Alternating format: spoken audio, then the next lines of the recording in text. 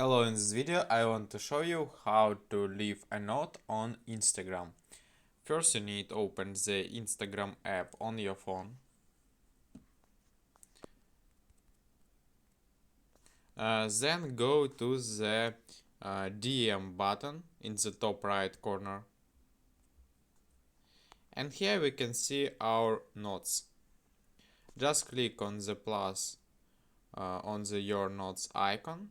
And here we can write some text, write some notes, for example, my note. And here we can set the privacy setting for this note, for example, followers you follow back or close friend. Here I set the followers you follow back and click on the done. Here then click on the share on the top right corner.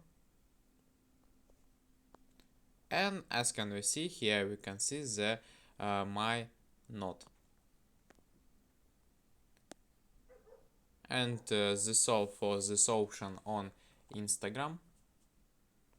Goodbye.